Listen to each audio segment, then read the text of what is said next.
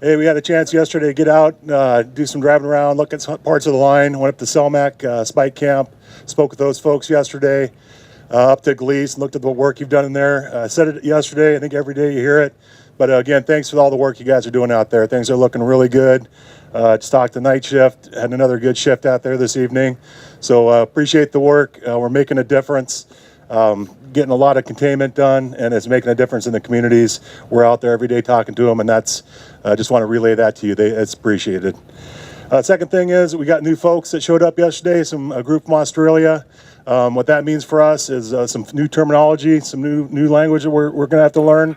They're going to get familiar with ours, but they're right on board with our program, our operation, and they're going to be a big asset for us. That also means another set of eyes looking at what we've been looking at for the last 2 weeks. So a new way to look at some of the problems, maybe some safety concerns we don't see.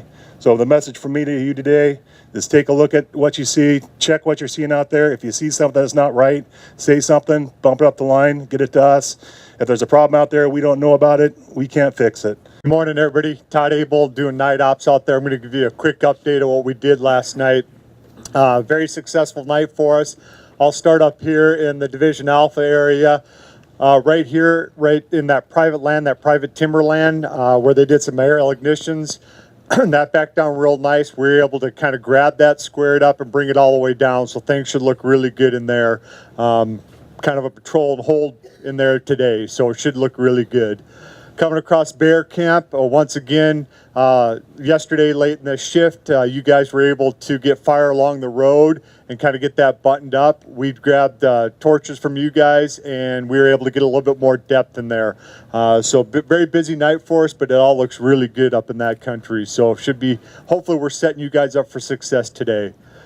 Coming down into Gulf here, it was kind of a mop-up hold patrol deal. They started doing some pretty good mop-up in there on that stuff that's right on the road. So shouldn't be any issues in there. You guys probably have to pick up where we left off and continue mopping up, but they did work in there pretty hard last night. A lot of engines going in and out of there with water. So things are looking good there. Let me drop down into this country here on the Klondike. Up in this corner here where we had that little bit of fire along the containment line, they were able to depthen that last night. So once again, hopefully that'll set you guys up for any actions that need to be taken in there for down in this country right through here. They also scouted down through Division Mike to find any alternate places for line in there. So hopefully we got you guys set up for success. Have a great shift, and if you have any questions, please come find me. I'll be standing over to the side here. Thanks. Morning, folks. Barry Schulenberger with today's operational plan. A lot of great work's been going on. I'm just going to give today's work assignment, but I'm also going to give the purpose behind it. So let's start over here down in Division Victor over on Branch 4, okay? We're continuing to mop up 300 feet in on this side. As you know, the purpose has been we got 1,200 homes that are still in a green evac level over here. And, they're really counting on us to make sure that we do a good job over here so that they don't have something come out to them, a spot across the line, things like that. So we're really working hard to make sure this is looking good. We're also doing some repair work in here from the previous actions so that the ground can begin to heal. Coming up here into Branch 3, Division Alpha, those folks got it, like you heard, to the Bear Camp Road up here on top. We need to continue to hold. We need to watch for potential rollers coming off the Bear Camp Road. As you all know, Bear Camp Road is down in a canyon for the most part of it. Dangerous spot, tough place to hold fire, so we need to really be on our toes up there today. The purpose is we're trying to keep fire from going across the Rogue River to the north on difficult country and additional private land up there, also to protect the community of Gleese. All right, Division Gulf continues to put this line down through here on this west side of Taylor Creek. They're looking at this private piece of private property out here in the middle, strategizing how to ease fire into that country to minimize impacts in there. Also, the purpose is this whole country out here is very difficult, very few roads, and it's not a place that we want to try to go pick something up. Okay, Division India will be staffed today. We're going to put a division supervisor in here who's going to do some scouting, checking it out on the ground.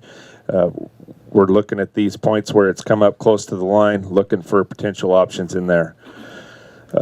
Again, a difficult piece of ground that has a dead-end road. So we'll do the best we can in there to see if there is a checking action, again, to keep fire from going up in here. Division Kilo, we're monitoring when we can by aircraft and keeping an eye on this. This is a weak spot of the fire, this northwest corner of Klondike, and we'll do our best we can to check this up when we get good, clean air. Okay, working around the bottom here to Division Mike. Those folks have a plan.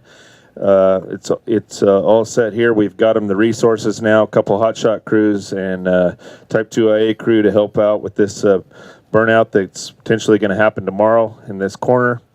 Again, the purpose is we got the community of Selma right over here, all this private land, and keep this fire from going further south.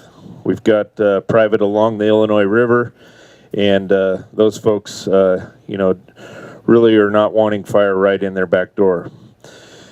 This little piece out here to the last piece of Division Mike is very extremely difficult. Old Biscuit fire scar. We're looking for options in there, and we're trying to get this a good plan out here to the west. Another potential tough spot. Okay, contingency branch 5 up on the top. It's their last day with Peavine. They pretty much got that right where they want it. We're really happy with it. And if we have to take on Peavine, we will. But great work up there. Final touches going on. Okay, as you come on around to Agnes, okay, from Bear Camp Spike to Agnes to Snow Camp, okay, there's 40 to 50 miles of prep in there. Again, opening up Old Biscuit and Chetco lines and snagging, things like that. So it's going to take another 4 to 5 days in there before they're ready to go. All right, with that, we've got some new folks in camp today. Please help them out, communicate with them. Go slow to go fast. Thanks. Good morning, everybody. Andrew Stinchfield with Fire Behavior. So you heard from the IMET a little bit of a change in the wind today. We've been kind of under a northerly flow. Surface winds have been mostly out of the north, and now we're going to start seeing a little westerlies mixed in there and some northwesterlies. So a couple concerns we have about that. Up here near DP 125 in those switchback areas, I know all that stuff has been burned out, but it's been freshly burned out. There's going to be a different wind direction on it. So we need to be real heads up for that. That's a pretty difficult piece of line, a lot of little switchbacks in there. So just be real heads up there. The other area is near, well, pretty much all along the 25 road here in Tango and Papa. There's a lot of areas through here that could come into alignment with that westerly wind. So just be real heads up for that. Some of those areas don't have a ton of depth in them. There's a chance the fire could get established below and make a little short run up through there.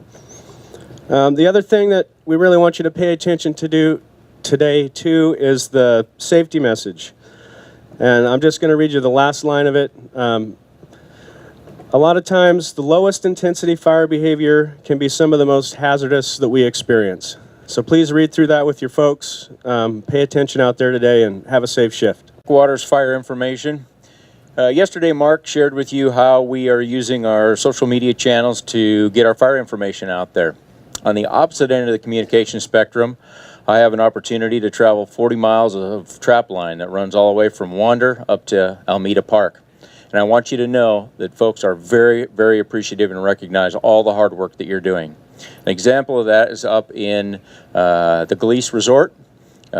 Because of all your efforts, they got that road back open, and they're going to be able to open for business again tomorrow morning at 7:30. That is a significant impact for those folks, and they really want you to know from the bottom of their heart how much they appreciate it. So thank you, and have a safe shift. Good morning out there at Agnes and at Bear Camp, and also at Spike Camp in Selma Lake. You got the privilege again of having Incident Commander Chief Schulte out there with you, and he'll give you a little talk when we're done here. Yesterday he was out watching it, and apparently as we're doing this live streaming bit, that's why it's I still think funny that we're able to do a briefing through an iPhone out to a screen someplace else. There was some buffeting as we're going on.